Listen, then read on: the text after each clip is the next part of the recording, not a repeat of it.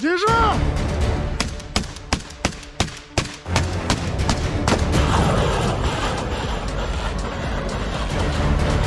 Контакт!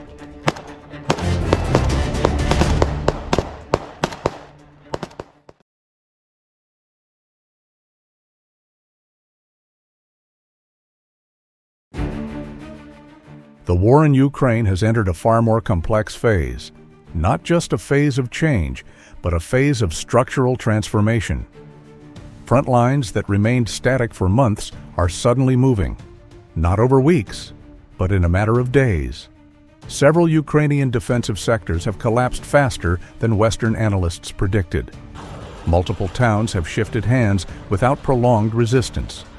And Russian forces are now operating with a level of consistency, structure, and confidence not seen in earlier phases of the conflict. This is not random battlefield turbulence. It is the consequence of long-term developments. Inside Russia, inside Ukraine, and inside the Western political system that supports Kyiv.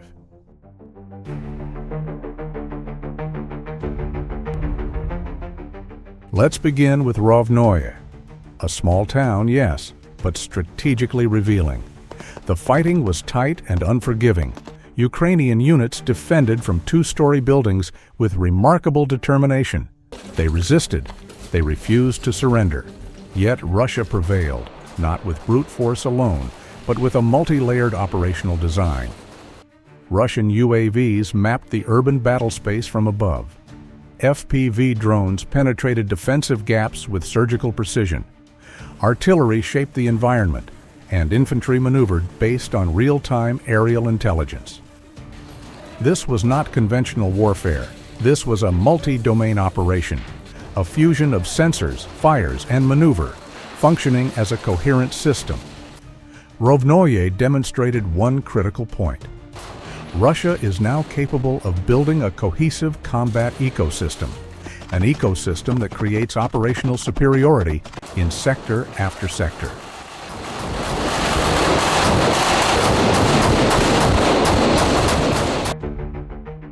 Russia's most significant transformation is not only in capability, but in tempo.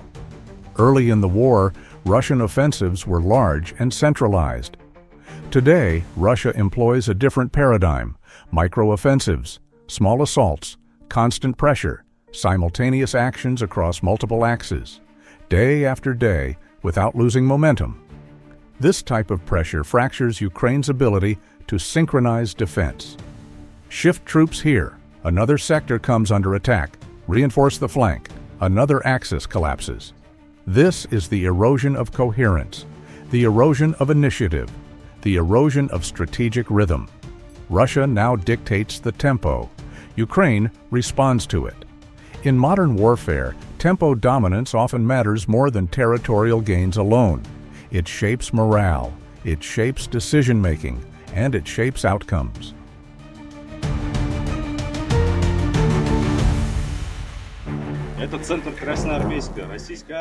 To understand why Ukrainian lines are collapsing faster, we must examine logistics. Logistics is the bloodstream of war, and Ukraine's bloodstream is under severe stress. Artillery shells are running low, air defense stockpiles are thinning, HIMARS rockets no longer arrive at the pace required. Even Ukraine's once dominant drone sector is struggling to meet frontline consumption rates. Manpower is another critical issue. Experienced troops are exhausted or depleted. Rotations are irregular. New units lack the endurance of earlier formations. This is not a tactical failure. This is structural degradation. A degradation no single decision can correct. Once a country's wartime capacity falls behind operational demand, its defensive elasticity collapses. Exactly what we are witnessing in several sectors today. Зачищали двухэтажки, потому что противник там не сдавался. На предложение сдаться в плен тоже отказался. И удерживал позицию. Но результат: противник уничтожен. Частично пытались. Meanwhile, Russia's military-industrial base is operating at full wartime rhythm. Factories run around the clock. Ammunition is produced in immense quantities. FPV drones roll out of production lines at unprecedented scale, Russia did not just expand production, it stabilized it, institutionalized it, integrated it into a national war economy. This creates operational continuity, predictable supply, and strategic depth. This advantage is rarely visible in a single battle, but it becomes unmistakable when observing months of sustained tempo. Russia can attack every day, because Russia can supply the forces that attack every day. This is the essence of structural advantage.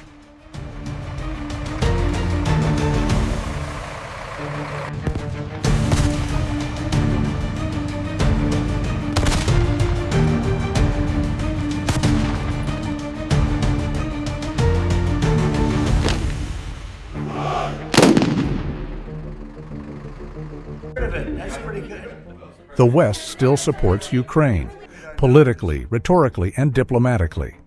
But the tempo of support has slowed, and tempo matters. The United States faces internal political constraints. Europe struggles with economic pressures and domestic opinion. Strategic attention is shifting, increasingly toward the Indo-Pacific. Public statements remain firm. But logistical reality is far less decisive. Ukraine needs thousands of shells daily. But Western production cannot meet that requirement consistently. And here, the imbalance emerges. Ukraine's needs exceed Western capacity. Russia's needs are matched by its own industry. This creates asymmetry, a deep asymmetry shaping battlefield outcomes today.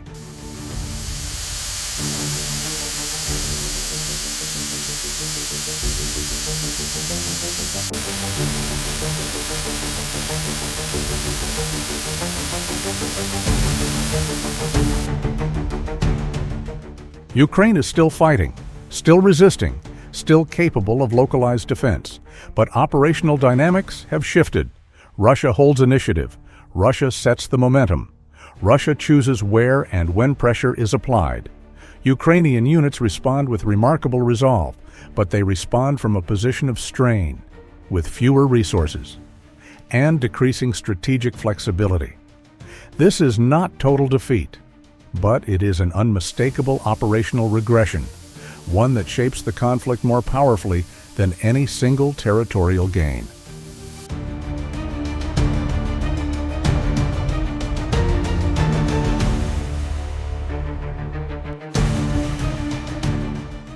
If the current trajectory continues, Russia has opportunities to expand its control.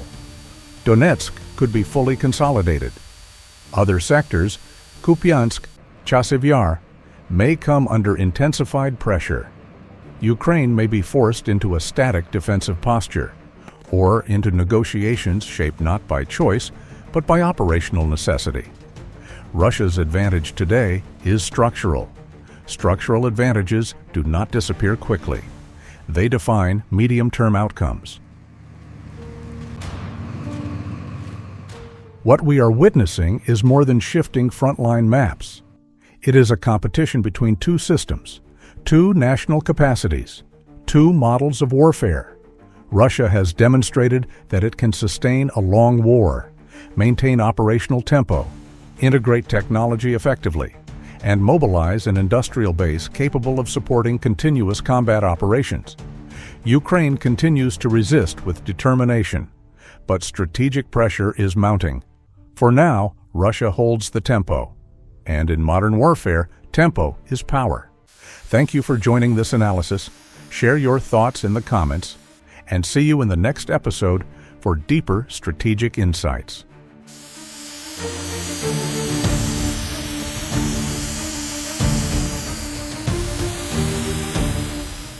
This content is created solely for educational and informational purposes. It is intended to provide insights based on verified data, credible sources, and careful analysis. Our goal is to foster a deeper understanding of modern military technology and current events, not to promote or endorse any form of conflict, propaganda, or political agenda. We strictly oppose the spread of misinformation and hoaxes, Every piece of information presented has been carefully sourced from reliable, publicly available references. We encourage viewers to approach the topic with critical thinking and respect for all sides involved, maintaining a focus on knowledge sharing and open discussion.